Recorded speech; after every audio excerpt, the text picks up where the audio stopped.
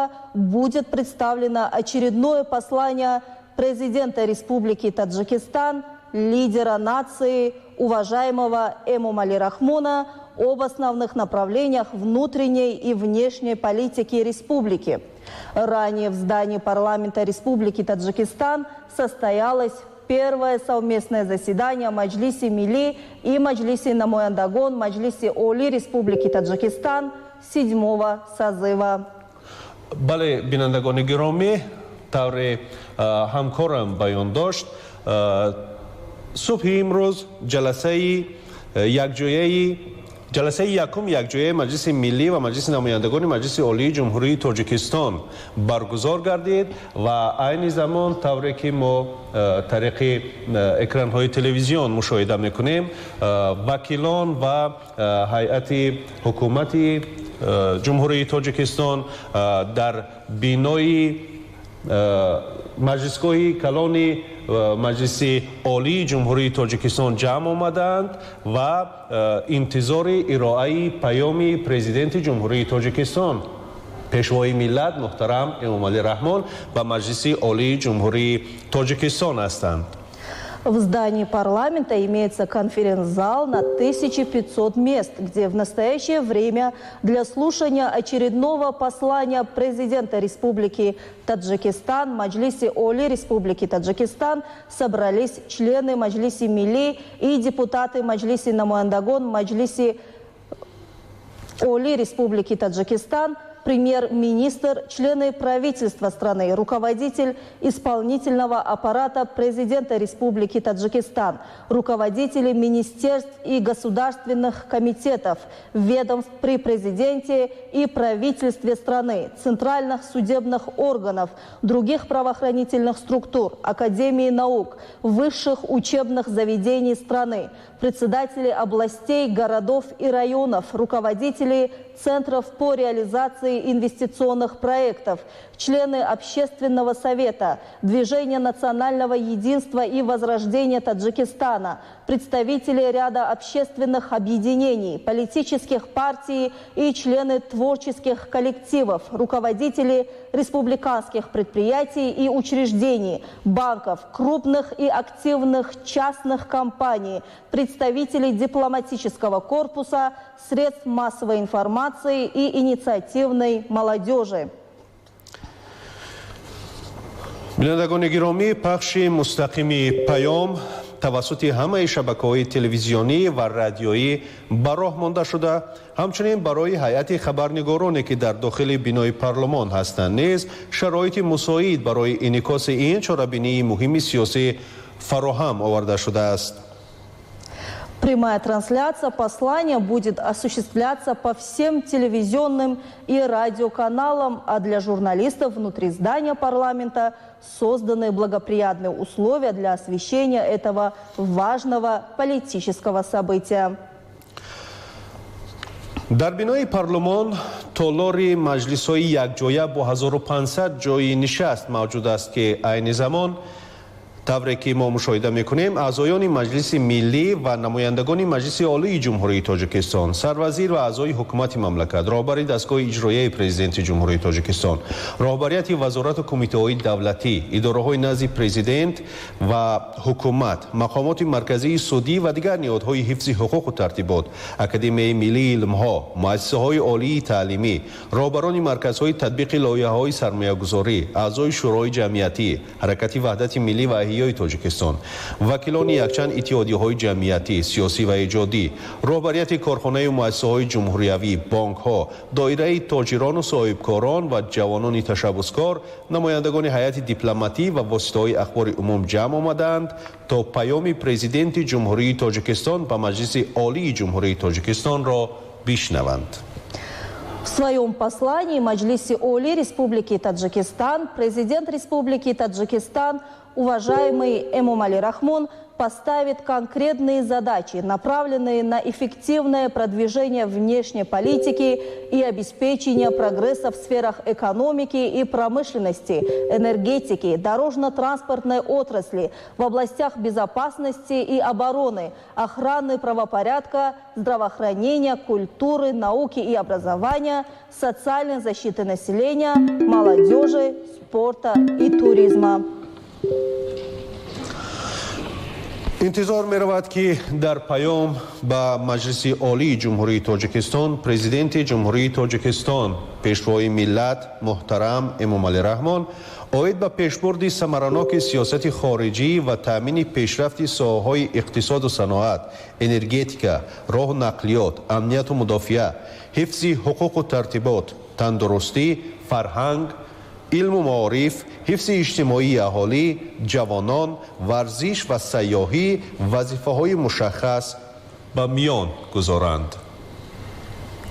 Следует отметить, что послание президента Республики Таджикистан Маджлисе Оли Республики Таджикистан об основных направлениях внутренней и внешней политики республики представляется в демократическом и правовом государстве Таджикистана в результате конституционной реформы 1999 года и внесения изменений в Конституцию Республики Таджикистан на всенародном референдуме 26 сентября 1999 года, в частности в статьях 69 и 55.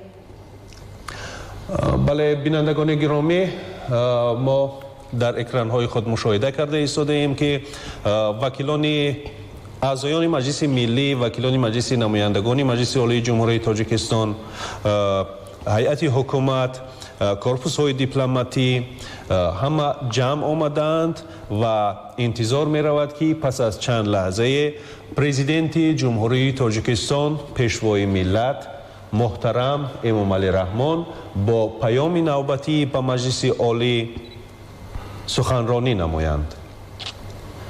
بینندگان گرامی یادآور می شویم که ما در پخش مستقیم قرار داریم. Послание президента Республики Таджикистан является важным политическим и правовым документом, в котором анализируются важнейшие вопросы жизни страны. В частности, в посланиях президента Республики в Маджлисе Оли Республики Таджикистан анализируются вопросы прав и свобод человека и гражданина. Президент Джумхурии Таджикистан اساسگزاری صلح و وحدت ملی پیشوای ملت محترم امامعلی رحمان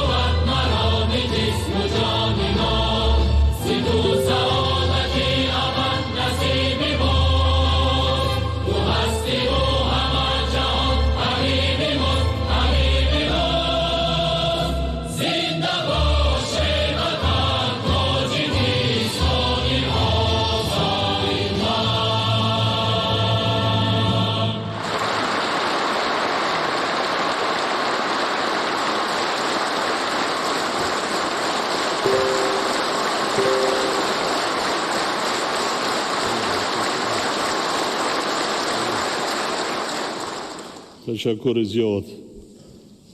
یک جهان تشکر. مرحمت شد.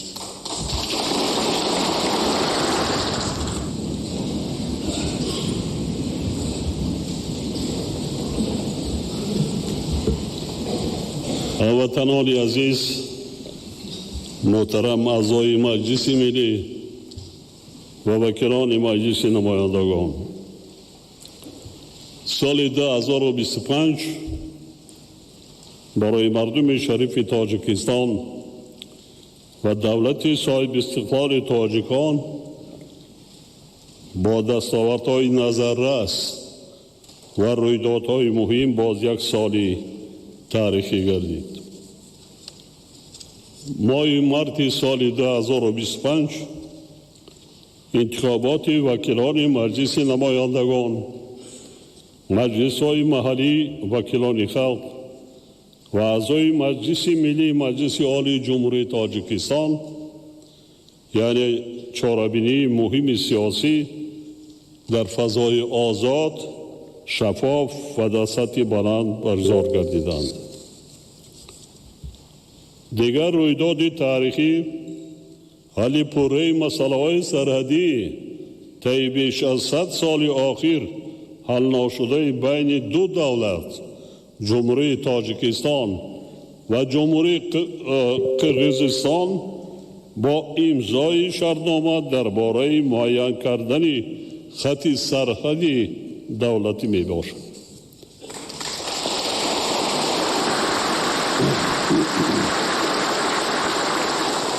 همچنین شرطنامه میان جمهوری تاجیکستان، جمهوری قرقیزستان و جمهوری ازبکستان درباره نقطه پیوستشوی سرحدی دولتی سه کشور و اعلامیه خوجند دایر به دوستی ابدی از جانب سران دولت‌ها به امضا رسید که برای رشد منطقه و ادامه همکاری‌های سودمند زمینه مستحکم حقوقی را فراهم می‌سازد.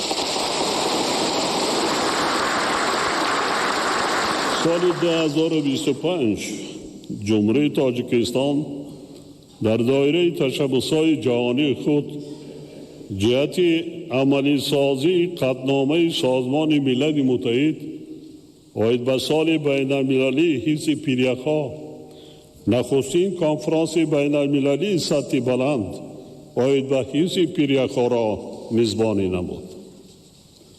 قابل ذکر است که روز 12 دکمبر سال جاری با تشبس تاجیکستان در جلسه هفتم مجمع عمومی سازمان ملل متحد آید به محیط زیست قطعنامه دایر به حفظ پیریخ‌ها و کریاسفر بخصوص در منطقه‌های کوهی قبول کرده شد.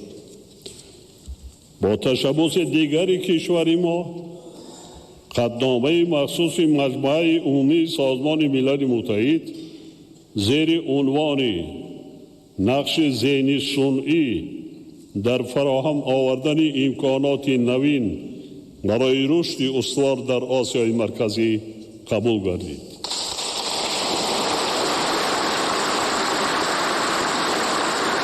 علاوه بر این به فهرست میراث جهانی یونسکو وارد گردیدن یادگاری‌های میراث فرهنگی خوتل قدیم ضمن اجلاس 47 کمیته میراث جهانی در شهر پاریس بیانگر اعتراف تشبس‌های تاجیکستان می باشد.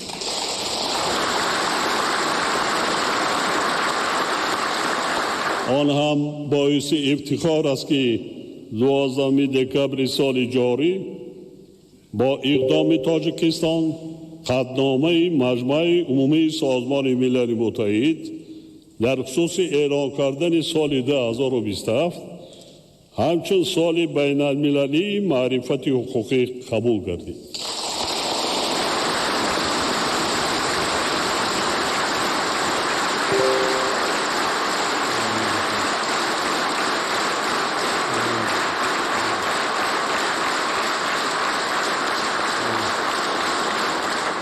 پذیرفتن این تشبس‌ها ifade اعتراف و دستگیری جامعه جهانی از ابتکارات سازنده تاجیکستان آید به مسائل مبرم روزنامه گلوبالی می باشد. هموطنان عزیز، طی 10 سال آخر، یعنی در دوره تطبیق دو برنامه میان مولتی رشد کشور که مرحله های فاصلوی اجرای استراتژی ملی رشد تا سال 2030 را در بر میگیرند، به خاطر رسیدن به هدفهای استراتژی و بلند برداشتن سطح و صفت زندگی اهالی بسیار اقدامات مهم و ثمره بخش عملی کرده شدند. یعنی پیام بیشتر در تحلیل همین 10 ساله می رود که کدام برنامه ها و کدام چاره‌بینی های حکومت و دولت عملی کرده شدند و چگونه. در نتیجه حجم مجموع محصولات داخلی 3.4 برابر زیاد گردیده، اقتصاد ملی ما هر سال به حساب میانه 7.6% افزایش یافت. برای تامین نمودن رشد اجتماعی اقتصادی مملکت در این مدت از حساب همه سرچشمه‌های مبلغ‌زاری بیش از 670 میلیارد سومانی از جمله 159 میلیارد سومانی سرمایه خارجی روانه گردید. در این دوره مجموع محصولات داخلی به هر سر اهالی 2.7 برابر افزایش یافته، از 6,000 سومانی سال 2015 به 16,400 سومانی در سال 2025 رسانیده شد. اهالی کشور از 8.5 میلیون نفر سال 2015 به 10.7 میلیون نفر در سال 2025 رسید، یعنی 26% زیاد گردیده. نشان دهنده دراز عمری اهالی از 70 به 77 سال رسید.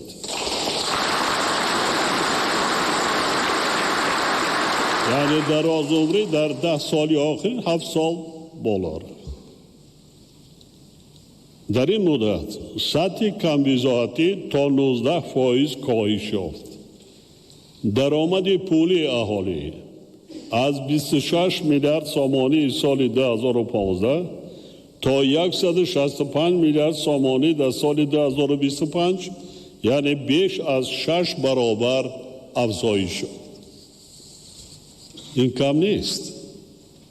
این چی که رقمایی که در قید هستند. سال 2025 برنامه میانه مولتی رشد کشور برای سالهای 2026-2030 همچون مرحله نهایی استراتژی ملی رشد برای دوره تا سال 2030 قبول گردید. عملی سازی سری وقتی و صفتناک آن امکان می‌دهد که در 5 سال آینده حجم مجموع محصولات داخلی 2 برابر افزایش یافته، سطح کمبیزاتی تا 10% کم و حصه طبقه میانه اهالی تا 50% زیاد گردد.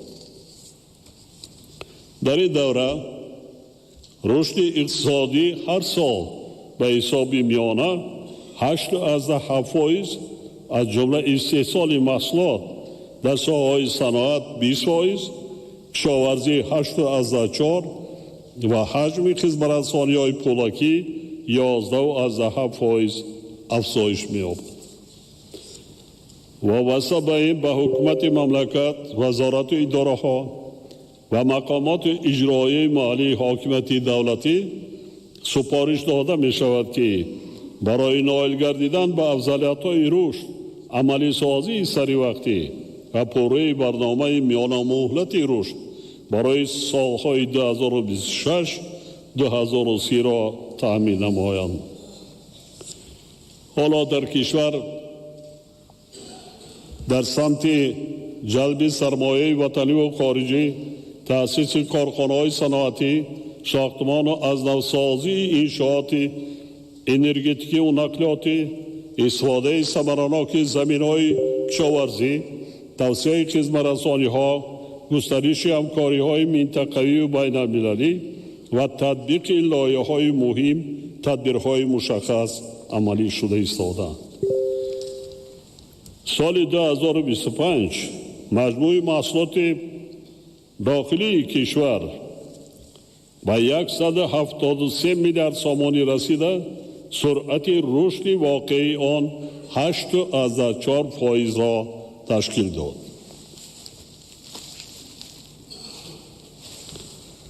در برابر این ما را ضرور است که سرعت رشد اقتصاد ملی را در سال 2026 نه کم از 8% و ساخت‌های منبع نیز استواری نشان دهنده‌های ماکرو اقتصادی را تأمین نماییم.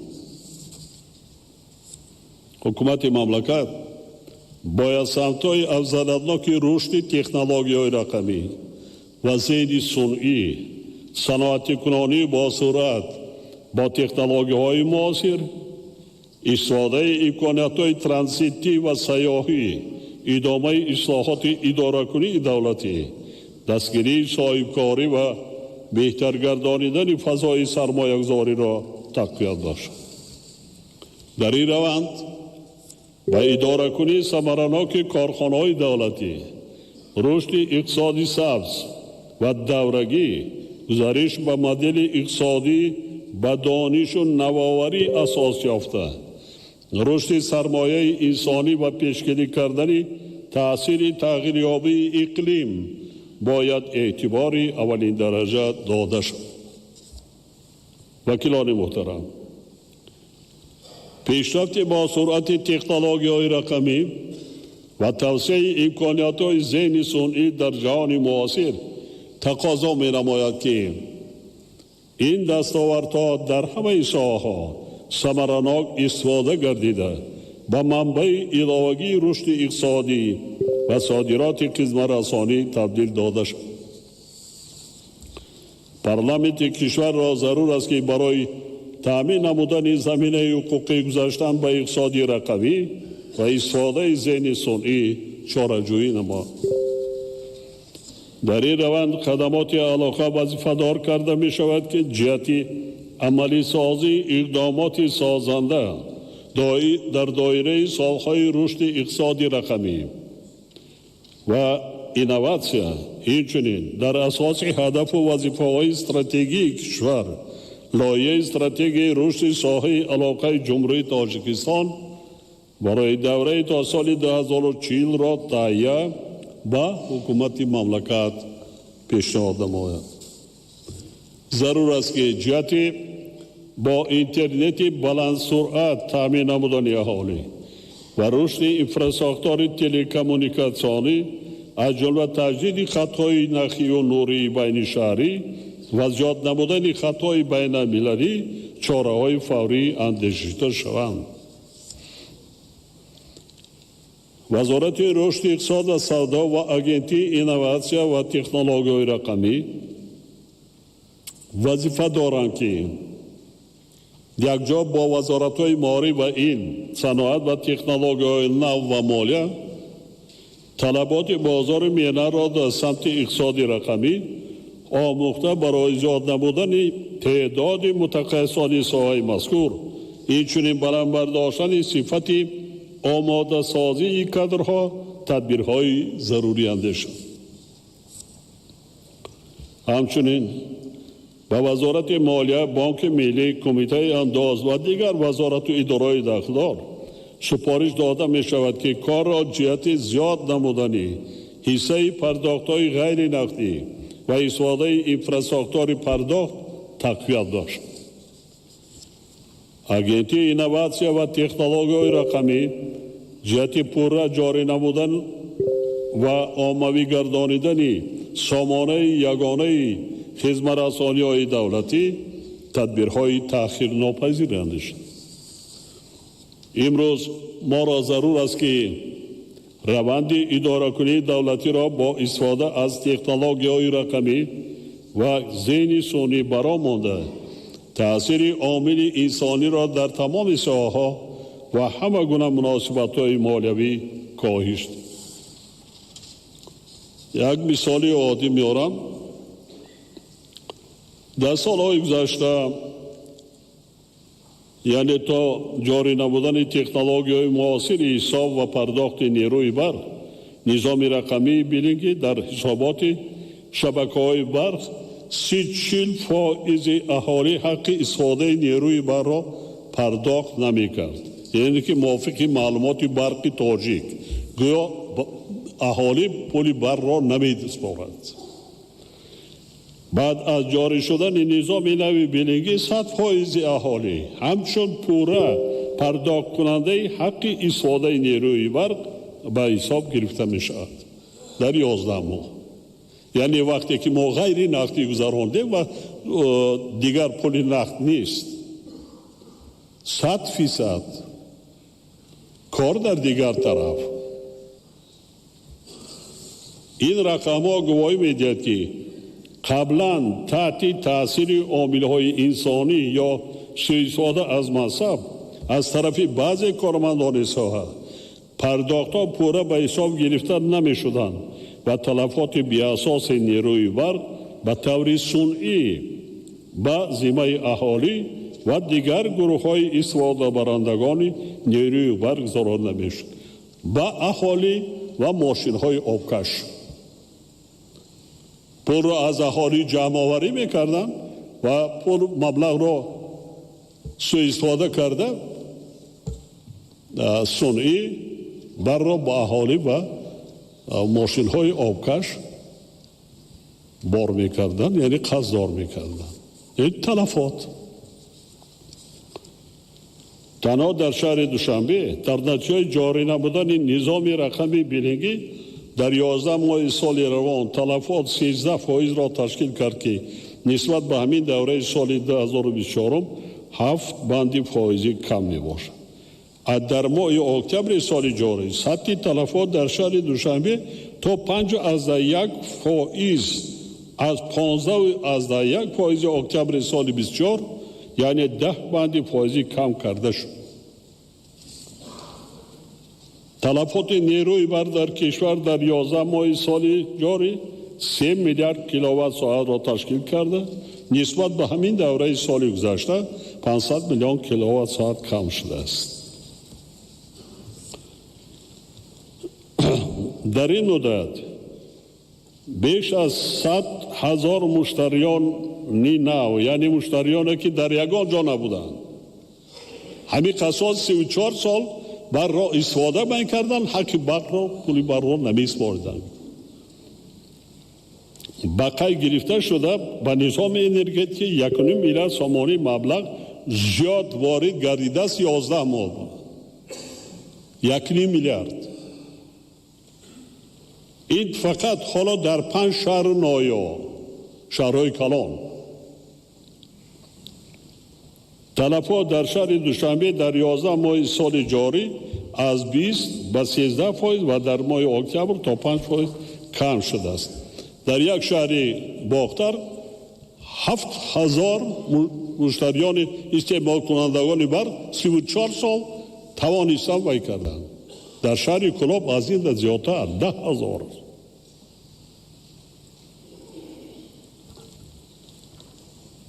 вазоратҳои молия, рушди иқтисод ва савдо, бонки миллӣ ва кумитаи андоз вазифадор карда мешаванд ки дар ҳамкорӣ бо дигар вазорату идораҳои дахлдор ҷиҳати гузариш пурра ба раванди рақамии идораи молияи давлатӣ, ҷорӣ намудани стандартҳои байналмилалӣ ба ҳисобгирӣ ва ҳисоботдиҳии молиявӣ дар ҳамаи субъектҳои хоҷагидор сарфи назар аз шакли моликияти онҳо корбарӣ намоянд.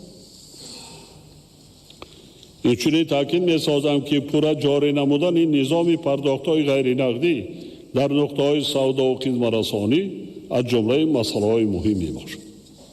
ҳозирини гиромӣ, حالا در مملکت حصه بخش خصوصی در این 3 سال مالها 80% و شغل اهالی 70% را تشکیل می‌دهد و آن همچون قوه پیشبرنده رشد کشور اعتراف گردیده است.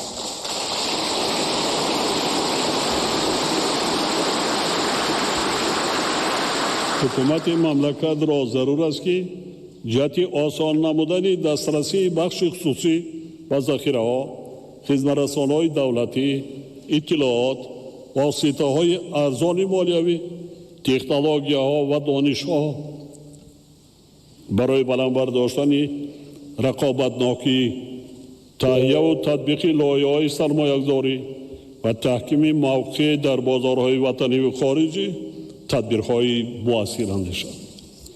همچنین با در نظر داشت عملی سازی هدفهای استراتژیک دولت، کارها در سمت جلب سرمایه خارجی و داخلی، خصوصا سرمایه مستقیم، باید وسعت داده شد.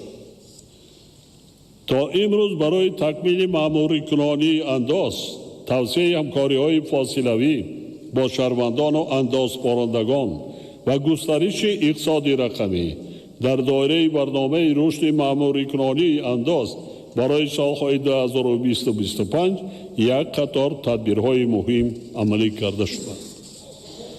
تدبیرهای عملی گردیده بر رقمی کنانی ساحه، بلند برداشتن سطح و صفت خدمت‌رسانی الکترونی دولتی، ساده‌گردانی اجرای عهده‌داری‌های اندازی، اینچنین بر رشد فعالیت صاحبکاری و بالاروی فرهنگی اندازباری صاحبکاران مساعدت نمودند.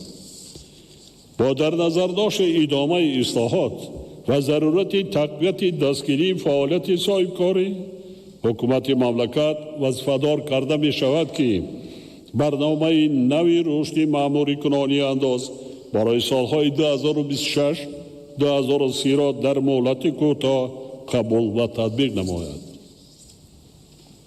همزمان با این وزارت ادارات دایر به مسئله بلند برداشتن سطح معرفت مالیوی و فرهنگ اندازباری شهروندان و اندازبارندگان چاره‌های علاوه‌ای اندیشد.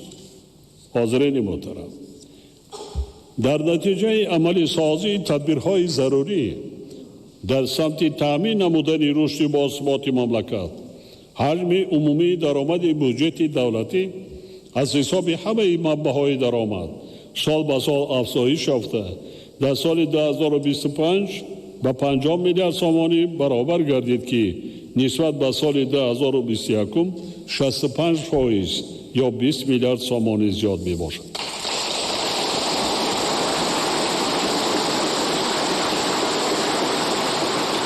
با وجود این وضع مرکب و پیشگویی نشونده سیاسی و اقتصادی جهان امروز ما را وادار می‌سازد که نظام مالیوی کشور را با معیارهای معاصر مطابق نموده صبراناکی اداره کنی مالیه دولتی را باز هم بلند برداریم. مخصوص تاکید می‌نمایم که صبراناکی خراجات دولتی باید به نتیجه های از هر وقت دیگر بیشتر نگرانیده شود. وزارت مالیه را ضرور است که یکجا با وزارت ادارات صحابی و مقامات اجرایی محلی حاکمیت دولتی در این جهت تدبیرهای علاوه‌ای اندیشد.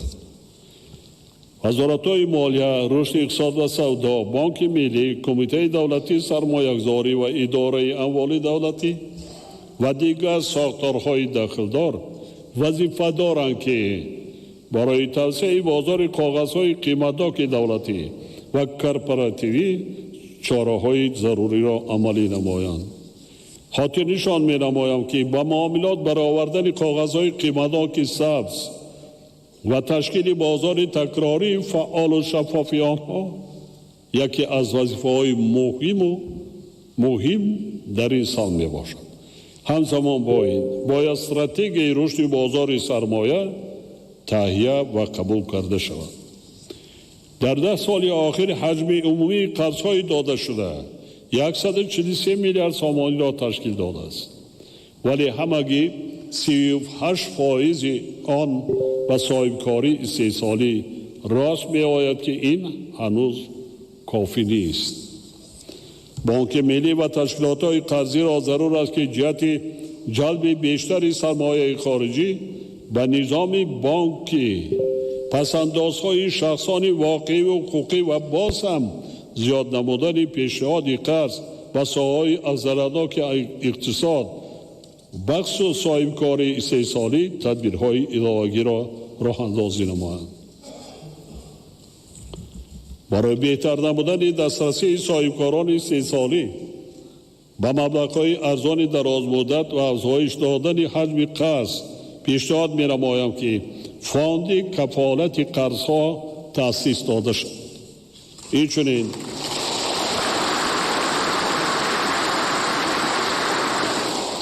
اینچنین برای بهتر نمودن شرایط اجتماعی مردم و توسعه امکانیت‌های دسترسی شهروندان به منزل استقامتی ضرور است که مکانیزم‌های رشد بازار قرض‌های ایپوتیکی را تکمیل داده جهت زیاد نمودن حجم چنین قرض‌ها به اهالی تدبیرهای داخلدار اندیشیده شد.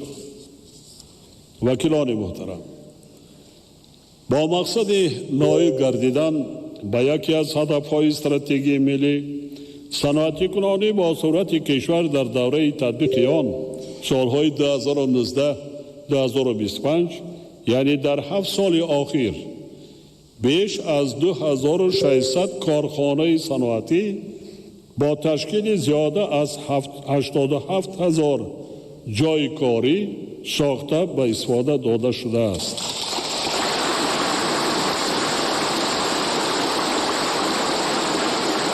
از جمله در سال 2025 400 کارخانه استحصالی به فعالیت آغاز نموده است. برای معلوماتتان در 75 سال زمان گذشته یعنی تا سال 1991 در تاجیکستان همگی 358 کارخانه صنعتی با 33,000 جای کاری وجود داشت و خلاص. این تنها من حالا گفته ایستادم در 10 سال اخیر از 3,000 زیاد بنیاد کارخانه های صنعتی استحصالی در زمان استقلالیت زیاد گردید. این جای کاری، این حجم استحصالی محصولات صنعتی و همصادرات، حجم استحصالی محصولات ساحه معدن از 7 میلیارد سومانی سال 2020 به 26 میلیارد سومانی در سال 2025 رسانیده. افزایش این نشان دهنده 3.4 برابر تامین کرده شد. اگر در سال 1991 در ساحه معدن تنها 3 نامگوی محصولات طلا، نقره و خاکه سرب استحصال گردیده باشد، پس در سال 2025 به 17 نامگوی رسانیده شده است. باید گفت که حالا استحصال طلا نظر به سال 1991 7 برابر، نقره 6 برابر و خاکه سرب 9 برابر زیاد گردیده است. استقلالیت چیست؟ تدبیرهایی در سمت صنعتی کنانی با صورت کشور اندیشیده شده امکان دادند که در 7 سال اخیر حجم استحصال محصولات ساحه 2.5 برابر افزایش یافته در سال 2025 به 66 میلیارد سومانی رسانیده شد. سرعت رشد ساحه صنعت در سال 2025 22% را تشکیل داد. ضرور است که وزارت صنعت و تکنولوژی نو با استفاده از تمام اقتدار و امکانیت‌ها رشد واقعی سالانه ساحه را در دوام 5 سال می‌باید در سطحی نکم از 25% تامین نماید. در این روند با جلب سرمایه وطنی و خارجی جهت تأسیس دادن کارخانه‌های نو برای کارکرد پوره اشیاء خام وطنی خصوصا معدن، متال‌های رنگه و نادر و قیمت‌بها، محصولات کشاورزی و رستنی‌های شفابخش، تدبیرهای علاوه‌ای اندیشیده، افزایش حجم استحصال محصولات صادراتی و عوض کننده واردات زیاد کرده شود. اینچنین حکومت مملکت برنامه نوی صنعتی کنانی با صورت کشور را برای سالهای 2026-2030 و برنامه رشد استحصال و غنی‌گردانی متال‌های رنگه، نادر و قیمت‌بها و دیگر اشیاء خام مهم را قبول و عملی گرداند. در برابر این ضرور است که جهت تأمین نمودن استفاده ثمرناک و عاقلانه ذخیره‌های زیرزمینی، تقویت نظارت دولتی، مساعدت بر رشد استوار ساحه استخراج و گیالاگی کشور چاره‌های علاوه‌ای را تطبیق نماید. وزارت‌های مالیات، صنعت و تکنولوژی نو، سریداره گیالاگ و کمیته انداز یکجا با دیگر وزارت و اداره‌ها، صنعت‌های معیاری و حقوقی تنظیم فعالیت در ساحه‌های ذکر شده را تهیه و به حکومت مملکت پیشنهاد سازند. در صنعت‌های تهیه شونده مسائل وابسته به فراگیری پوره آماری، ساده‌گردانی رسمیات دولتی، از جمله اجازت نامه‌دهی، تکمیل ترتیب اندازبندی ذخیره‌های طبیعی و حل مشکلات دیگر باید روشن انعکاس کرده شود. خاطر نشان می‌نمایم که در روند عملی سازی این وظیفه‌ها دقت مخصوص بر رشد صنعت سبک، کارکرد عمیق محصولات و استحصال متال‌های نادر و مهم روانه کرده شود. در 10 سال گذشته ساحه انرژتیک کشور با مبلغ بیش از 60 میلیارد سامانی سرمایه‌گذاری شده است که در نتیجه اقتدارهای استحصالی نیروی برق در حجم 1017 مگاوات افزایش یافتند. تنها از حساب تجدید و نوسازی نیروگاه‌های عمل کننده اقتدارهای استحصالی 200 مگاوات زیاد گردیدند. از جمله سال 2025 کارهای تجدید و نوسازی نیروگاه برقی آبی قیراقم با مبلغ 1.8 میلیارد سامانی پورا انجام داده شده. اقتدار استحصالی آن از 114 مگاوات به 174 مگاوات یعنی 60 مگاوات زیاد کرده شد. این نیروگاه از سال 1956-57 کار و فعالیت میکرد، فرسوده گشته بود.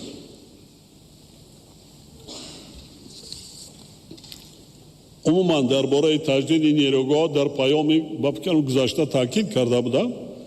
حالا یک نیروگاه مانده است، بایغازی سربند به انجام رسید. نیروگاه بزرگ شهر نارک ادامه دارد. علاقه 3 اگریگاتش پورا تعمیری کپیتالی، تمام تجهیزات تکنولوژی پورا از نو شده ایستادند با مبلغ 750 میلیون دلار فقط تنها برای نیروگاه نارک خراجات شده ایستاده است.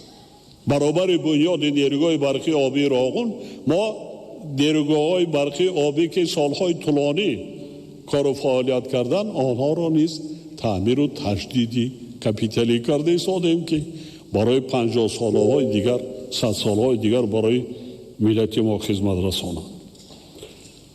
در برابر افزایش اقتدارهای استحصالی یک قطار لایه‌های مهم دیگر از جمله بنیاد زیرساخت‌های نوی برقی و خط‌های انتقال برق عملی کرده شدند. در این دوره حجم استحصال نیروی برق در کشور 7 میلیارد کیلووات ساعت یا 40% زیاد گردیده. از 17.2 میلیارد کیلووات ساعت سال 2015 به 24.2 میلیارد کیلووات ساعت در سال 2025 رسانیده شد. ما امروز مشکلات مردم شریف تاجیکستان را در شرایط محدودیت موقتی انتقال نیروی برق به خوبی می‌دانیم. این حالت از یک طرف نتیجه افزایش اهالی و طوری که بالاتر گفته شد زیادشوی شماره کارخانه‌های صنعتی و در مجموع افزودن استعمال نیروی برق و از طرف دیگر تأثیر کمبارشی آمدن تیرماه امساله و کم گردیدن واردشوی آب و آب انبار نیروگاه برقی آبی مملکت می باشد. در زمان صاحب سالی در کشور 1,300,000 خانه استقامتی نو ساخته شده، بیش از 8,400,000 نفر ساکنان شرایط زندگی خود را بهتر کردند. 73,000 من فقط زمین برای بنیاد خانه های استقامتی دادم. غیر خانه هایی که وای کردن 1,300,000 هر یک عائله را حساب کنید که 6.5 اینا بهانه شده نمیتواند. تنها در 7 سال اخیر 2600 کارخانه نوی 3 سالی آغاز کرده است. در همین سال 400 اینا میگیرد یک قسم. یکی پرابلم یعنی این پیش از همه جایهای کاری هم باشد، لیکن پرابلم اساسی ما در تلفات از حد زیادی از نرم مقرر شده زیاد نیروی برق است. حالا هم 3 میلیارد کیلووات ساعت قوه برق تلفات داریم. ما اگر امروز برای ما 1 میلیارد قوه برق در کار که مردم اذیت نکشد، این هست، این استفاده برده ایستادن. البته ما مقصد داشتیم که در تا سال 2027 نصب حساب کنک های بلیگی را پیوست کنیم، دیگر پورا این از بین می رود. حکومت مملکت برای برطرف سازی این مشکلات تمام چاره های ضروری عمل نموده ایستاده است. حالا کارهای لایحه‌ای و ساختمان 2 نیروگاه آفتابی با اختیار عمومی 500 مگاوات 200 مگاوات در ولایت سوخت 250 مگاوات در ولایت قطلان آغاز گردیده تا ماه اوگوست سال 2026 به استفاده سپارده می شود.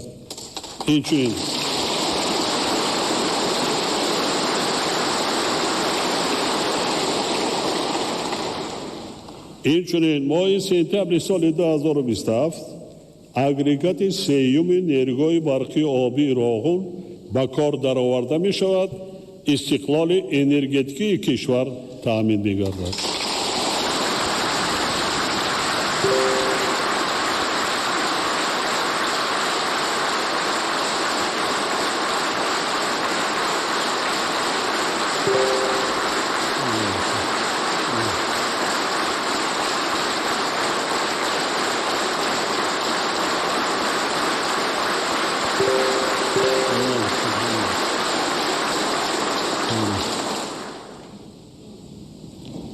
برای این هم قرصک زدن نه است، دیگه صدقاً زحمت کشیدن نمونده کن. هر کدام این باید. بله.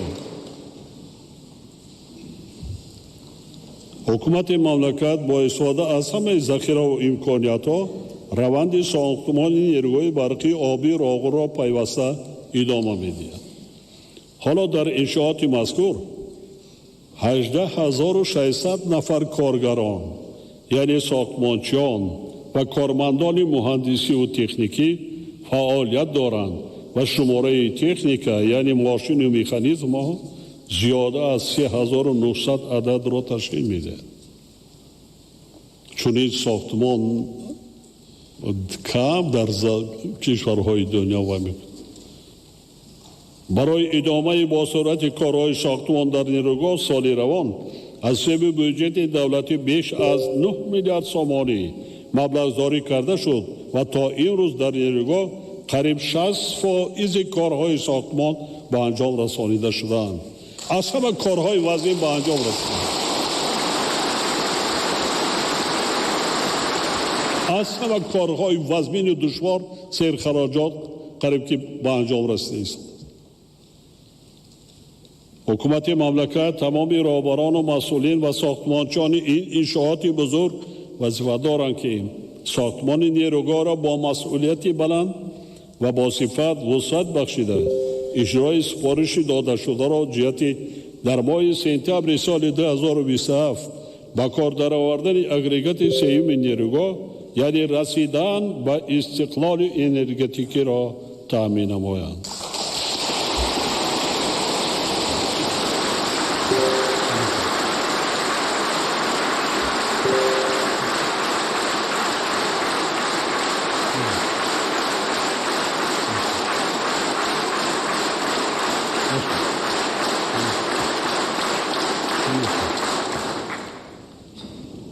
با مردم شریف تاجیکستان بار دیگر مراجعت میکنم.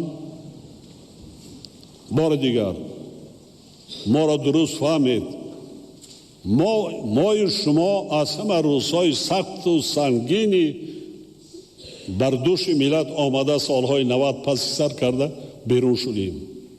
یک زمستان دیگر در پیش است. زمستان تیرما، زمستان سال 2026 از این زمستان سبکتر میگردد، چون که ما اقتدارهای نو به استفاده میدیم، خیلی بهتر میشود و ما شما تاریخاً از سال 27 فراموش میکنیم دیگر برق کشتن، برق وی کردن.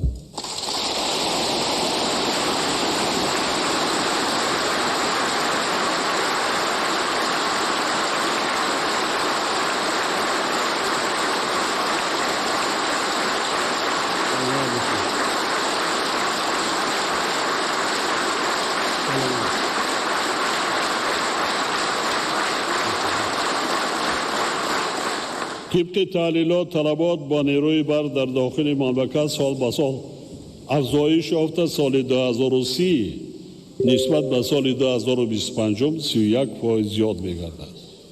در این روند برای تامین نمودن طلبات افزاینده ساحه‌های اقتصادی و اجتماعی کشور با نیروی برق دائمی و استوار در برابر بنیاد اقتدارهای نو استحصالی، اینچنین ایستاده سرفکارانه نیروی برق نقش کلیدی دارد. بسیار مهم است که در این جاده همه گروه های استعمال کنندگان سرشتکار باشند.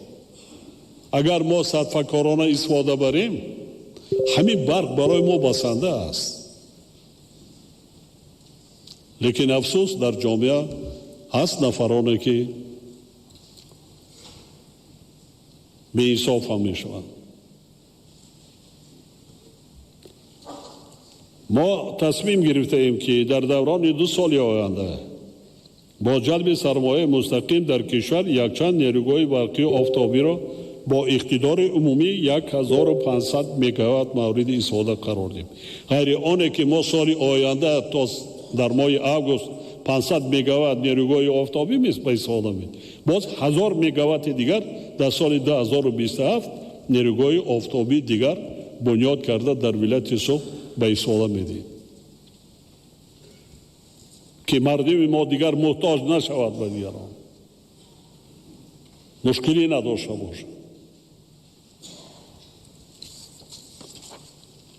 حکومت مملکت از جمله رهبریت وزارت انرژی و ذخیره آب وظیفه‌دار کرده می‌شوند که همکاری را با سرمایه‌گذاران وطنی و خارجی جهت بنیاد نیروگاه‌های برقی آفتابی تقویت بخشیده برای تطبیق سری وقتی لایحه‌ها تدبیرهای فوری اندیشید. اینچنین کارها را عاید به پوره جاری نمودن نظام معاصر بیننگی با استفاده از تکنولوژی‌های رقمی در شبکه‌های برقی کشور هر چیز زودتر به انجام رسانند. این کار در کشور باید تا سال 2027 پوره به انجام رسانیده شود.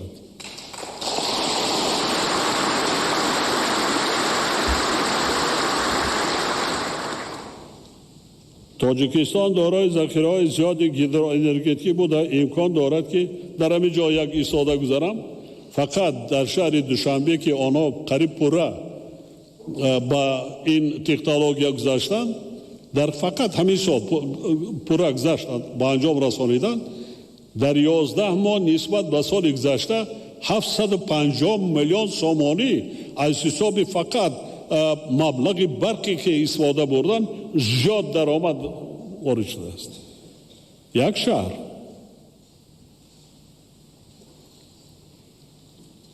تاجیکستان دارای ذخیره‌های زیادی گیدر انرژتیکی بوده، امکان دارد احتیاجات مرکزهای بزرگ حساببراری ذهن سونی را با نیروی برق سبز و آب خنک تامین سازد.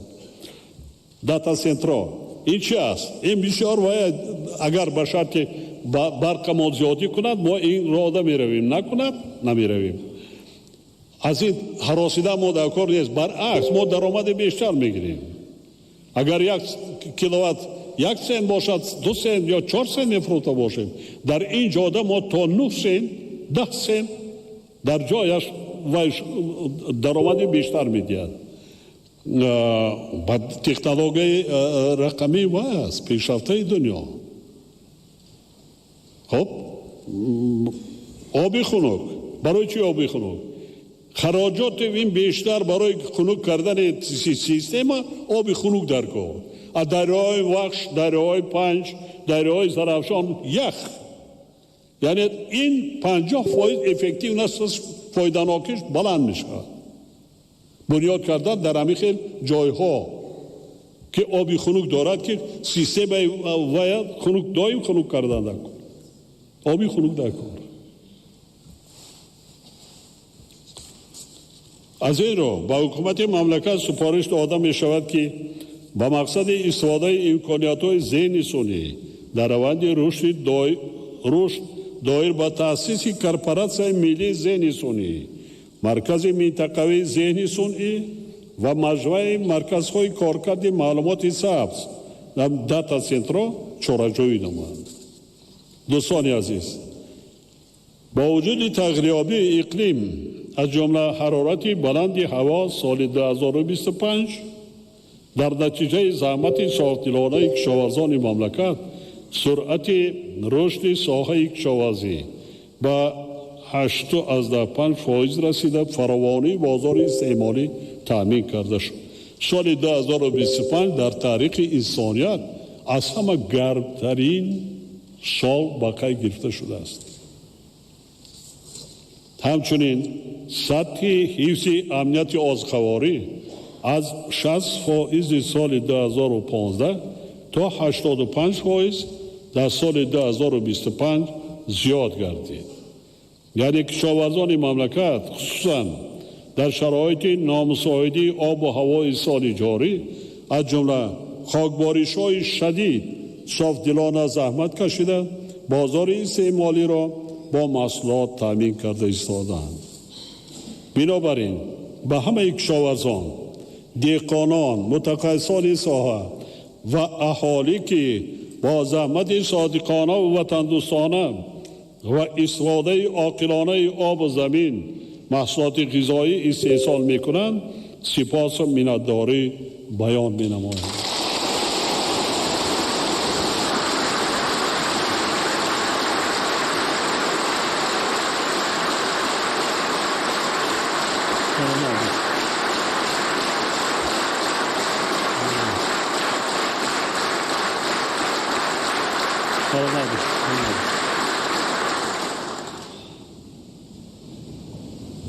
یک معلومات مختصر هم برای شما هم برای دهقانان مملکت، کارمندان ساحه کشاورزی مملکت. طبق معلومات سازمان آذوقه و کشاورزی سازمان ملل متحد تا سال 2030 زیاده از 500 میلیون نفر در سراسر جهان از گرسنگی اذیت خواهند گشت. در سال 2024 شماره آدمان در سطح گرسنگی دائمی قرار داشته تا 670 میلیون نفر افزایش. علامات تاکیدهای من که مردم ذخیره 2 ساله داشته باشی، ذخیره 2 ساله مواد غذایی داشته باشی، خدا نکند به یک روزی سختی که محتاج به دیگران نشد. خوشحالی های پایه ما بینیم، کمباریشی را بینیم در خود تاجیکستان. نو باران یکم دیدیم حالا در زمین‌های للمی یک هکتار زمین کشت هم نشده است نسبت به سال گذشته.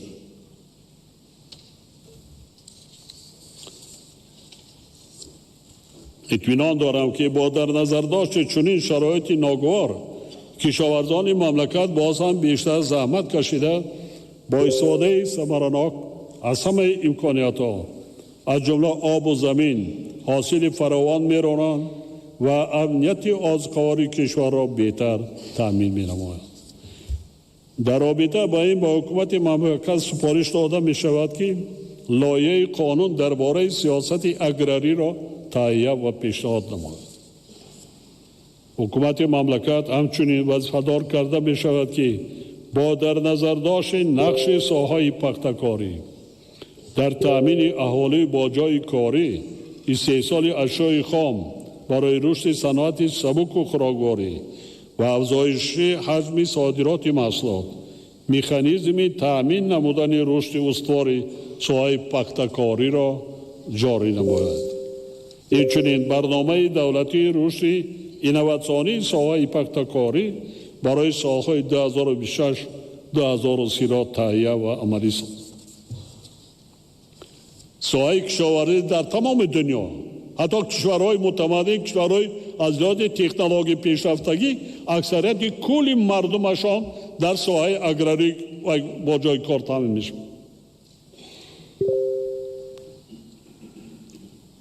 ما این را باید فراموش نکنیم.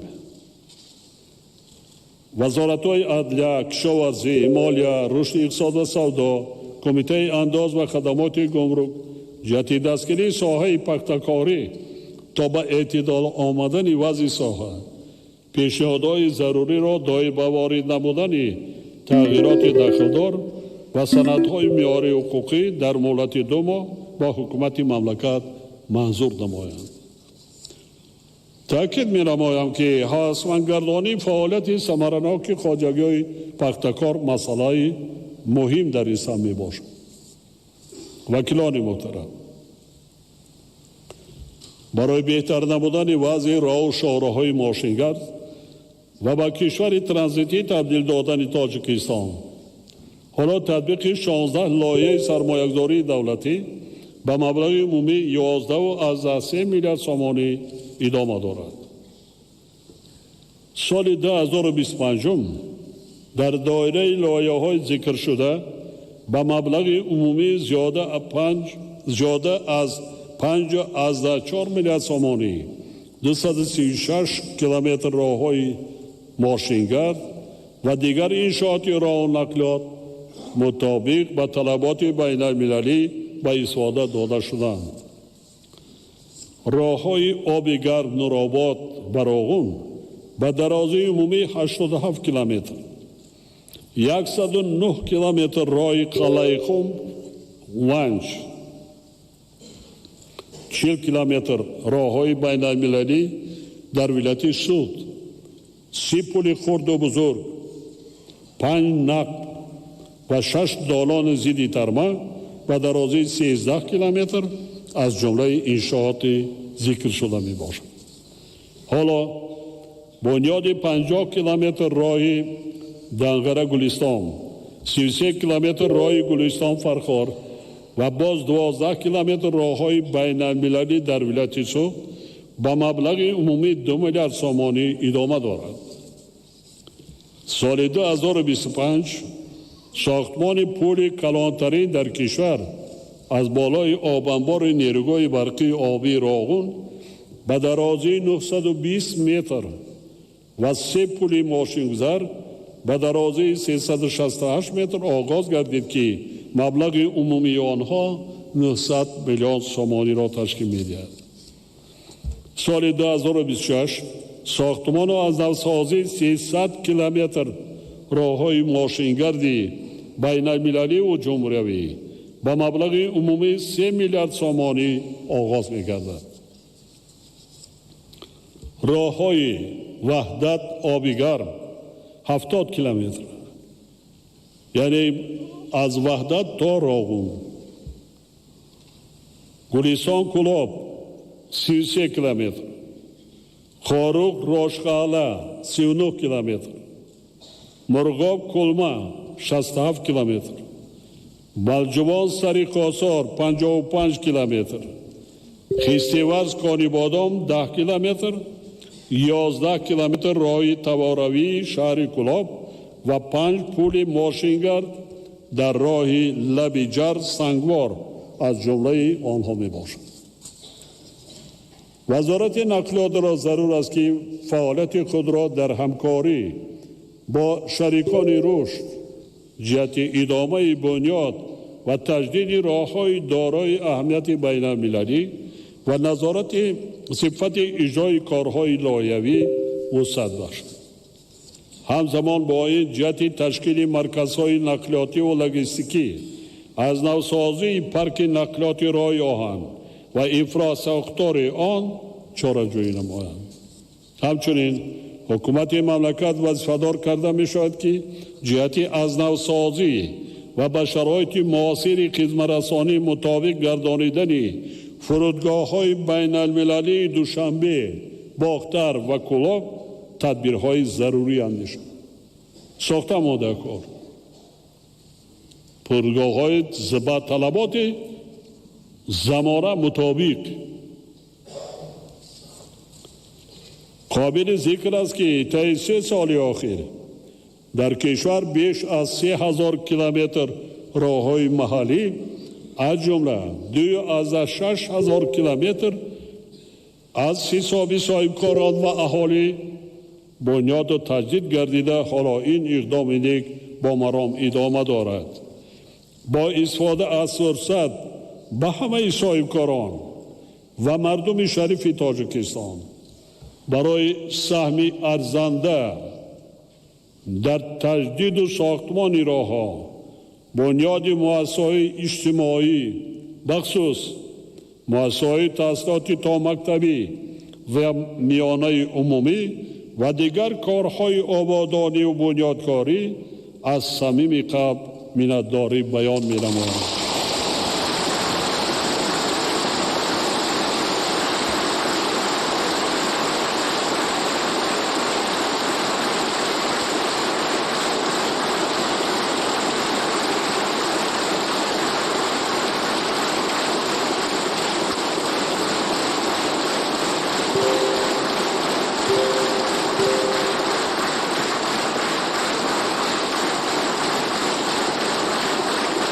سلامت باشید. صاحبکاران و مردم تاجیکستان بسیار باننگ و ناموس هستند. وقتی من به دههای دوردست می روم و می بینم چگونه مردم وطن عزیز خود را دوست می دارد، چگونه مردم با یک ذوق بی‌نهایت حتی بسیاریش خانه های استقامتی خود را تعمیر نکرده، کوچه و رسته ها خیابان های خود را و در بنیاد مؤسسه‌های تا مکتبی، مؤسسه‌های تعلیمی حصه گذاری کرده ایستادند.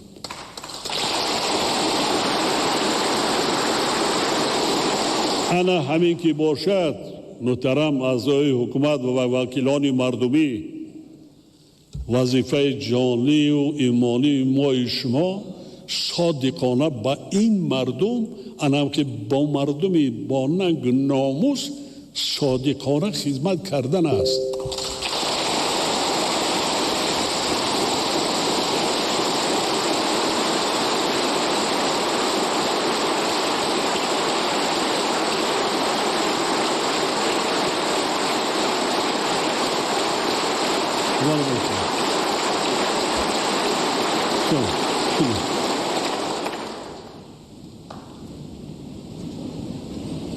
در یکی از سفرها در یک دهه دوردست مؤسسه تعلیمی آموزگار را قطعی ملاقات کردم. جناب عالی در 3 بحث تحصیل کرده ایستاده، جان نمی رسد، چکار کردن ما نمی دانیم، شب تاریک می شود، کودکان ممکن در کوچه وی می. یکی از راهبر ساختار دولتی را سپارشتم که لایحه کن، پیشنهاد کن، با نقشه گیریم، مکتب سازیم. جاش انتخاب کنه، با مردم مصلحت کنه که در کجا. حساب کرده آوردن تن جناب عالی راهش دور است، خیش کشاندن مشکل، سنگ کشاندن از اون مشکل، متل و ارماتورای بسیار می رود، نرخش 80 میلیون سومونی. مردم گفتن رحمت کلان جناب عالی هیچی نکنیم، ما خودمان میسازیم. شده همین یک درخواست داریم که شما آمده خودتان همین مکتب را و ما افتتاح کنید. کردن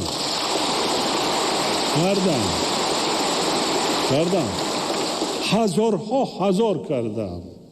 حالا در شهر دوشنبه یک صاحبکار وطنی 2 سال پیش یک مؤسسه تعلیمی بنیاد کردن برای 3000 نفر و خودشان ای کردن گفتن جناب عالی اگر یگان سفارش باشد، من گفتم من به شما سفارش ندارم، 1000 پشت در رحمت کلام کاری ثواب و خیر کردی.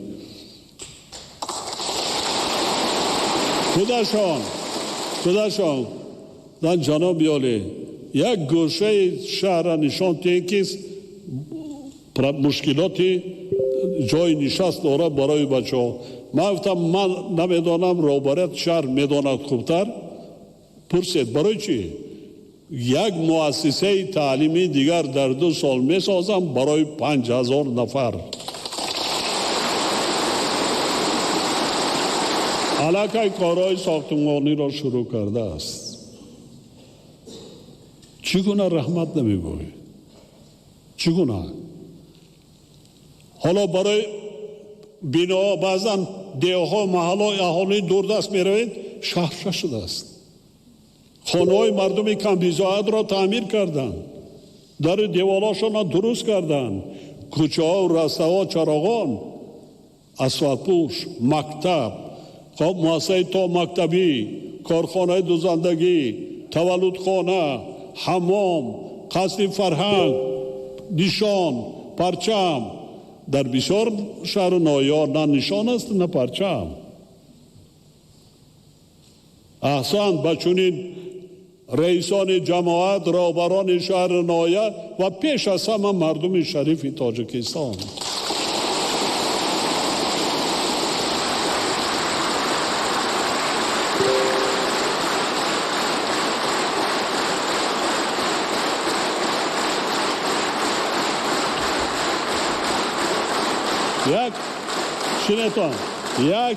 یک چیز از مسلمات شنید، همین قدر مبلغ های کلان صرف میکنن دیگر میکنن، یگان جدا خودشان را رکلام نمیکنن. مثل بعضا سازمان های خیریوی که یک قبچه آرد تمام دنیا را پهن میکنن.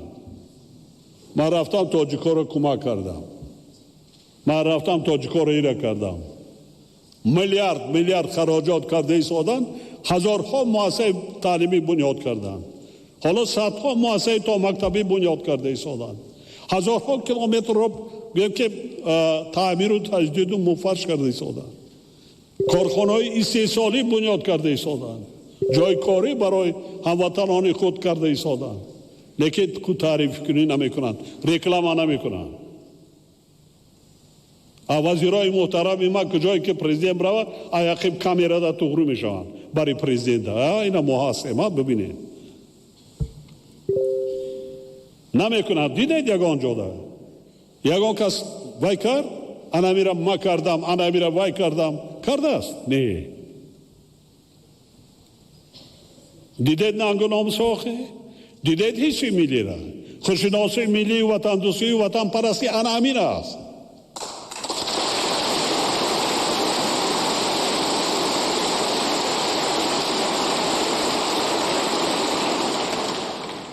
در برابر این ضرور است که کمیته معماری و ساختمان، مقامات اجرایی محلی، حکومت دولتی و دیگر ساختارهای مربوطه تشبس‌های سازنده صاحبکاران را در سمت بنیاد انشاءات اجتماعی، استحصال و انفراستراکچور همه‌جانبه دستگیری کرده رعایت حتمی قاعده و معیارهای شهرسازی و ساختمانی را تأمین نمایند.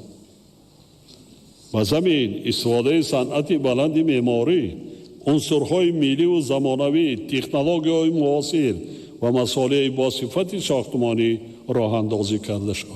هر یک انشاءات و بنایی که ما بنیاد میکنیم برای یک روز و دو روز نیست.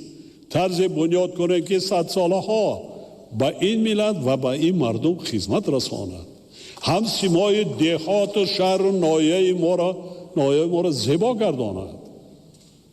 قدیما مردم ایرای تبار ما تاجیکان شهرساز و شهردار بودیم، معمار بودیم.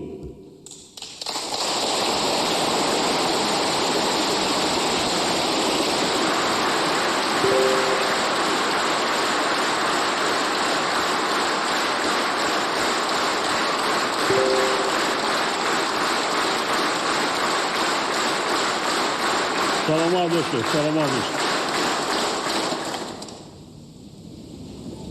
حل مسائل اجتماعی سمت مهم فعالیت حکومت مملکت به حساب می رود و تدبیرهای سالهای آخر عملی گردیده بر رشد این ساحات تکانی جدی بخشید.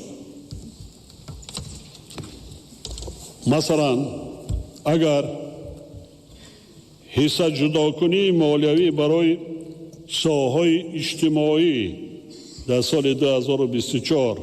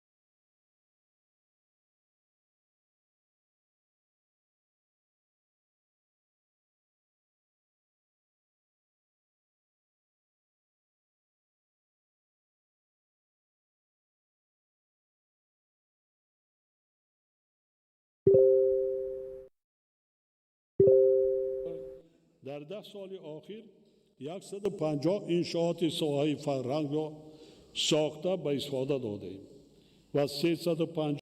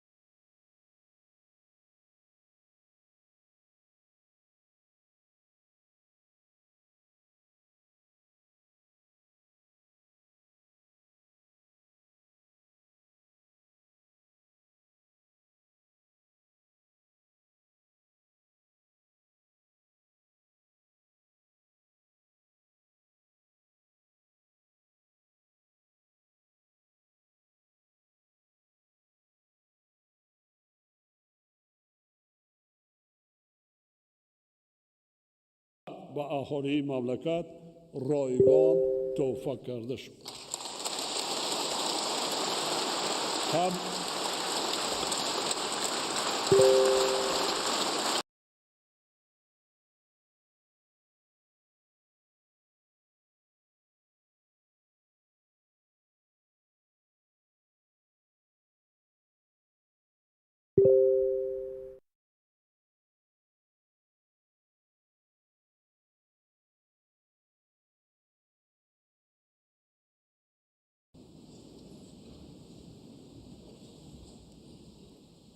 قبل از این در مد اول بسیاری ها فراموش کرده است، نمیدانند که کجا مانده.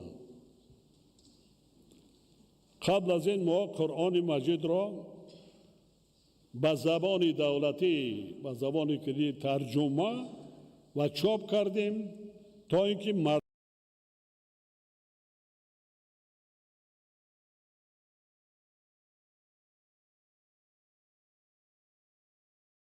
مردممان آن را خوانند، دانند و به تقلید کورکورانه راه ندهند.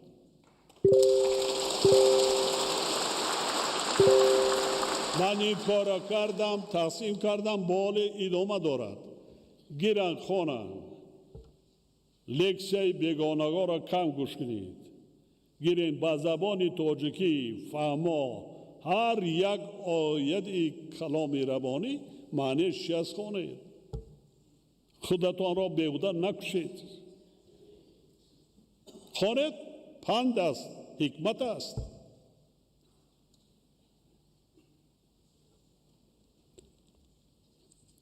میراث تاریخی و فرهنگی شناسنامه ملت کهن بنیاد تاجیک می باشد.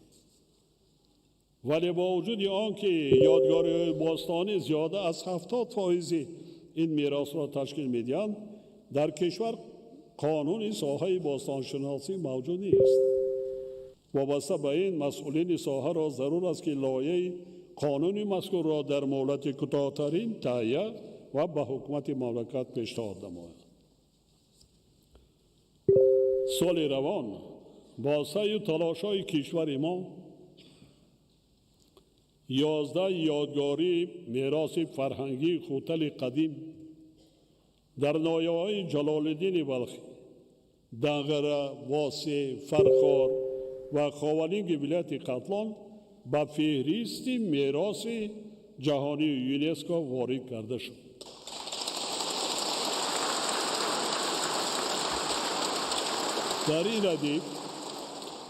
در این ردیف از جانب یونسکو قبول شدن قطعنامه‌ها در مورد اعتراف شهر پنجکن همچون شهر جهانی هنرهای دستی برای سوزنی‌دوزی و بزرگداشت 1050 سالگی رابعه بلخی در سالهای 2026 2027 دلیل جایگاه خاصه میراث و ارزش‌های فرهنگی و معنوی تاجیکان در تمدن عمومی بشری میباشد.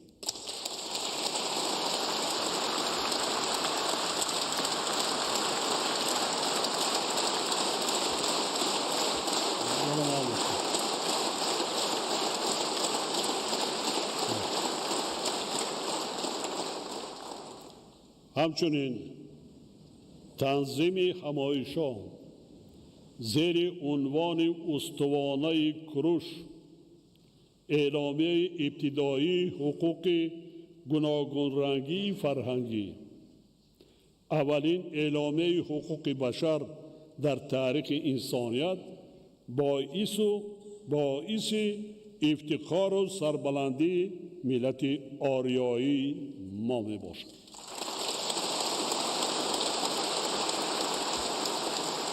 در این راستا ما را ضرور است که برای حفظ ارزش‌های مادی و غیر مادی ملت خود معرفی شایسته آنها را در عرصه بین المللی هدفمندانه ادامه دهیم. از جمله با در نظر داشته سهم تاریخی باربد مروزی در رشد فرهنگ جهانی، وزارت‌های کارهای خارجی و فرهنگ جهت به فهرست شخصیت‌های برجسته فرهنگی یونسکو وارد نمودن نام او تدبیرهای ضروری اندیشید. باربد که در عصرهای ششم و هفتم میلادی در زمان دولتداری ساسانیان زندگی و ایجاد کرده است، از جانب عالمان و کارشناسان معروف دنیا همچون یکی از اولین دانندگان علم موسیقی و آهنگساز کسبی قلمرو آریایی اعتراف گردیده است. مسلم است که تاجیکان یکی از ملت‌های فرهنگی و تمدن‌ساز دنیا می باشد.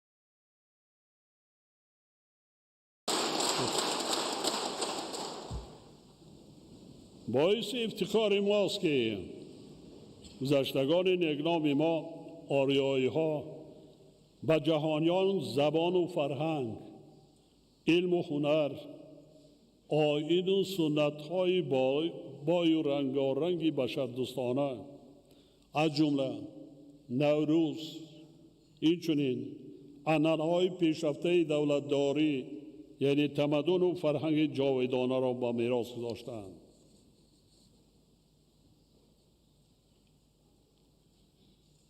من در چندین برآمدها گفتم که نوروز بر یگان دین و مذهب و دیگر کار ندارد. تاریخ نوروز بیش از 6000 سال است. دینی میبینی اسلام 1000 سال است، دینی جوان است. یعنی نوروز یگان چیز دینی ندارد، نه به اسلام، نه به زردوش، نه به یگان دینی دیگر.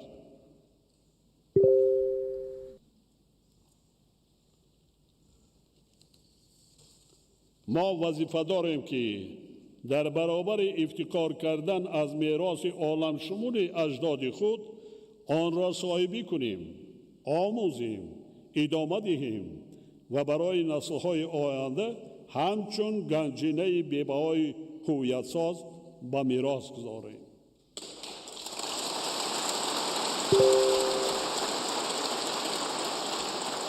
ما باید افتخار داشته باشیم که اجداد خردمند ما پیندار نیک، گفتار نیک و کردار نیک را همچون ارزش بزرگ انسان دوستانه شعار زندگی خود قرار دادند. این 6000 سال پیش عقل کی ما میگیرد اینا؟ گفتاری نیک، پینداری نیک. واقعا نوروز که امروز مقام بین المللی گرفته است، مهرگان، ساده و تیرگان که تجسمگری اندیشه های انسان دوستی و بزرگداشت طبیعت می باشند و عنعنه های دولتداری گذشتگان آریایی ما که در تاریخ بشریت نقش ماندگار و تاثیرگذار بازیدند، اساس هویت و اصالت ما تاجیکان می باشد.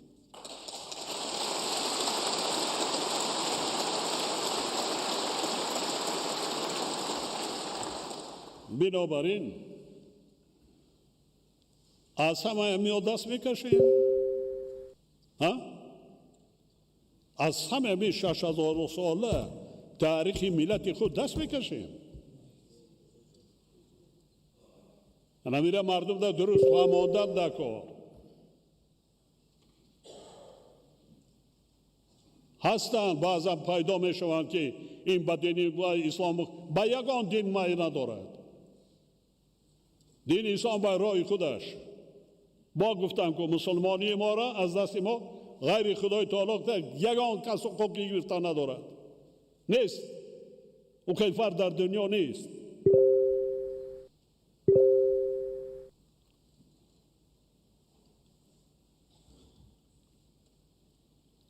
بنابراین به حکومت مملکت و مقامات اجرایی حاکمیت دولتی شهر دوشنبه دستور داده می شود که جهتی در پایتخت کشور شهر دوشنبه بنیاد نمودن قانون، یعنی قانون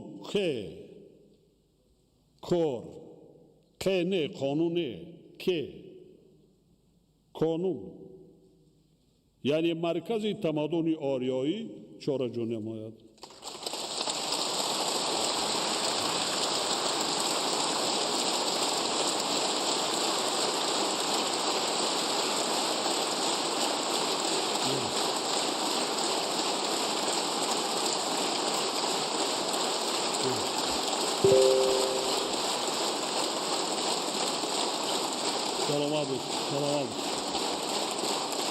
سلام.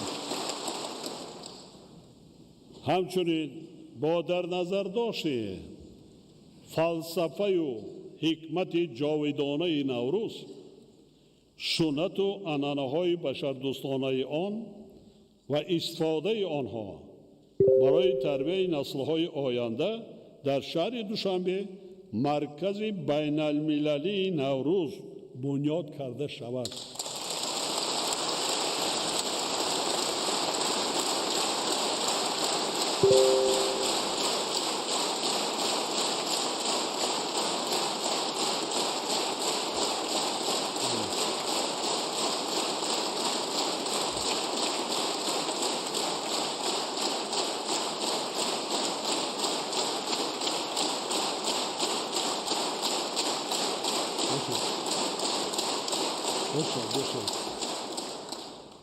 برای آنکه نوروز را بین المللی گردانیم، تاریخی کمترک درازر دارد. 5 سال ما در یونسکو گردی اطراف این کار بردیم. بودن کشورهایی که زید بودن، حتی در حوزه نوروز هم زید بودن. در چی؟ میگفتم ما راضی، لیکن نامش را دیگر کنید. نوروز تاریخا نمیخیر آمده است. حتی امروز هر سال پرزیدنت های امریکا دیگرها با همین زبان میگن نوروز مبارک. اینا دیگر کرده نمیشه. تاریخ آمده چگونه دیگر میکنی؟ ما وقتی که بس در سازمان ملل متحد پیشنهاد شد و قطعنامه قبول گردید، یک دولت زید بود. بعد 1 سال 2 سال رفته با بعد امضا کردن. لیکن نام حتی نام ده زید بودن، برای که نامش تاجیکی است. این دلیل چی است؟ 5,500 سرز را من معین نکردم. عالمان بین المللی یونسکو 7 سال کار کردند. عالمان از امریکا، روسیه، اروپا، ژاپن، چین دیگر اشتراک کرده برده در آنجا معین کردن که تاریخی سرز 5,500 سال است.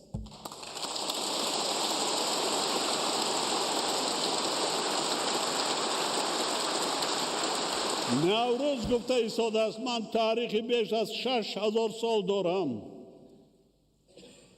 وقتی که تاجیکان در 5,500 شهر ساخته باشند،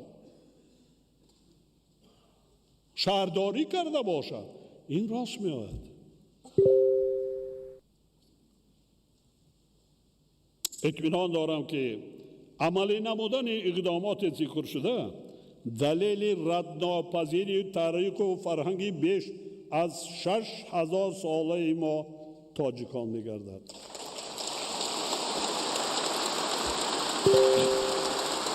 اکادمی ملی علم‌ها، دیگر مؤسسه‌های علمی و تحقیقاتی و لایحه‌کشی وظیفه‌دار کرده می‌شوند که با جلب عالمان و دانشمندان کنسپسیای مرکزهای ذکر شده را در اساس عنعنه‌های معماری و شهرسازی و شهرداری باستانی تاجیکان تهیه و با حکومت مملکت پیشنهاد سازند. انا در این جا بعد قرصک زنی را می‌بینیم، مبلغ در کار، ولی قرصک زنی یعنی تیاریتون را بینید، چون که برای بنیاد این مرکز ها خیلی و نه 1 سال و 2 سال، شاید 10 سال ها لازم میشه.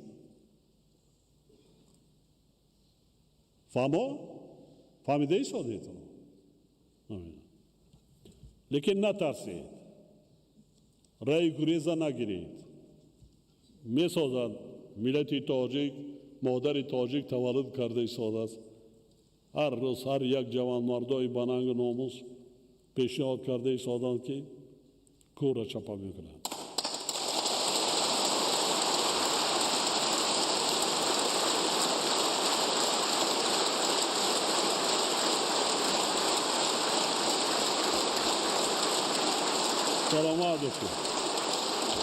سلامت باشید. حاضرین محترم، در 10 سال اخیر در کشور از حساب همه سرچشمه ها 1,300 انشاءات ساحه تندرستی با مبلغی بیش از 5.3 میلیارد سامانی ساخته به استفاده داده شد. اگر مبلغ زاری ساحه از حساب بودجه دولتی در سال 2015 1 میلیارد و 37 میلیون سامانی را تشکیل داده باشد، پس آن در سال 2025 به 4 میلیارد و 300 میلیون سامانی رسانیده شد. یعنی بودجه ساحه در این دوره بیش از 4.2 برابر زیاد گردیده. در 10 سال اخیر 26 میلیارد و 300 میلیون سامانی را تشکیل داد. با حکومت مملکت سپارش داده می شود که مسئله مکمل سازی نظام مبلغ‌زاری ساحه تندرستی، استفاده مقصدناک مبلغ‌های بودجتی و غیر بودجتی، گزارش به نظام غیر نقدی، پرداخت خدمت‌رسانی‌ها و دیگر مسائل ساحه را همه‌جانبه تحلیل و بررسی نماید. همچنین جهت تطبیق اصلاحات نوبتی و برطرف نمودن مشکلات و کمبودی‌های در این سمت جای داشته تدبیرهای ضروری اندیشید. وابسته به این وزارت تندرستی و حفظ اجتماعی اهالی وظیفه‌دار کرده می شود که در همکاری با دیگر وزارت و اداره‌ها لایحه برنامه دولتی رشد صنعت داروسازی را برای سالهای 2026-2030 تهیه و با حکومت مملکت پیشنهاد نماید. فراهم آوردن شرایط زندگی ارزنده و بلند برداشتن سطح زندگی اهالی، خصوصاً گروه‌های آسیب پذیر جامعه، سمت افضلیت‌ناک سیاست حکومت مملکت می باشد. از این لحاظ با وزارت تندرستی و حفظ اجتماعی اهالی سپارش داده می شود که در همکاری با وزارت مهنت، مهاجرت و شغل اهالی، اگنتی سقورت اجتماعی و نفقه جهت تامین نمودن ثمراناکی حجت‌های بنقشه‌گیری استراتژی و برنامه‌های دولتی در سمت حفظ اجتماعی اهالی تدبیرهای مشخص را راه اندازی نماید. علاوه بر این از جانب رهبران تمام ساختارهای دولتی و مقامات اجرایی محلی حاکمیت دولتی به حل و فصل مسائل و تنظیم در آوردن مناسبت‌های مهنتی، تأمینات نفقه و کمک پولی‌های اجتماعی، فرا گرفتن به شغل پرمحصول و دیگر کفالت‌های دولتی اجتماعی گروه‌های آسیب پذیر جامعه باید اعتباری اولین درجه داده شد.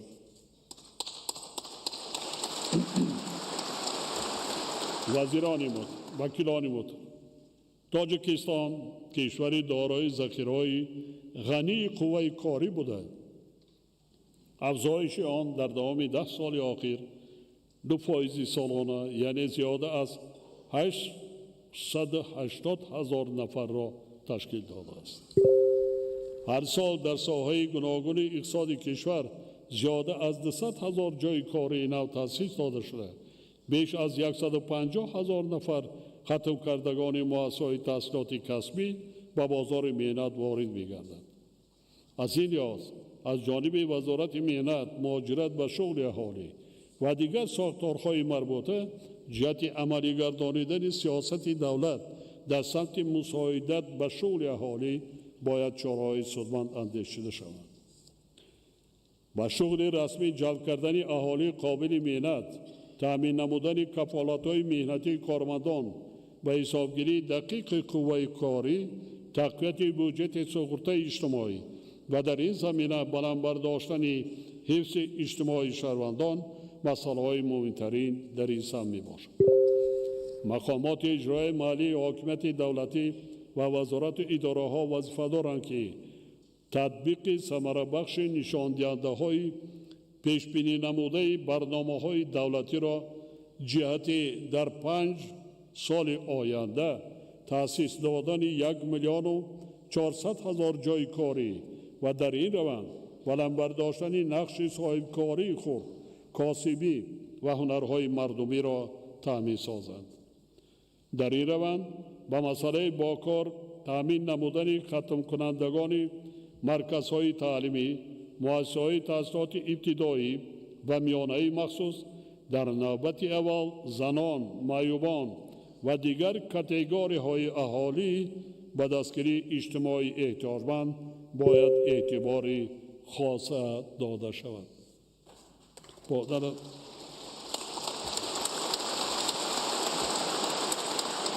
با در نظر داشت امکانیت‌های امروزه اقتصادی و ضرورتی باز هم بهتر نمودن سطح زندگی اهالی سپارش می‌دهم.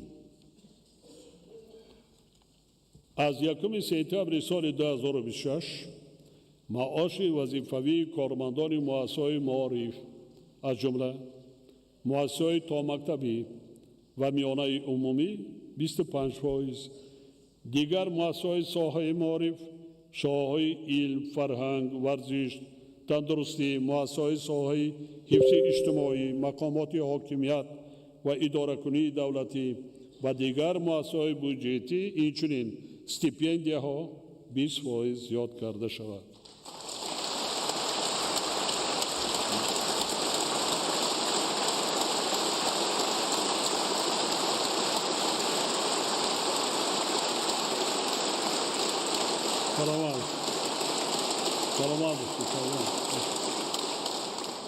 مزد مهنت عمل کننده کارمندان مقامات حفظ حقوق، خدمتچیان حربی و دیگر کارمندان این مقامات 20% زیاد کرده شود. اینچنین حد اقل مزد مهنت برای تمام شاخه‌های اقتصادی و اجتماعی کشور به اندازه 1300 تومان در یک ماه مقرر کرده شود. در برابر این با مقصد بهتر نمودن وضع اجتماعی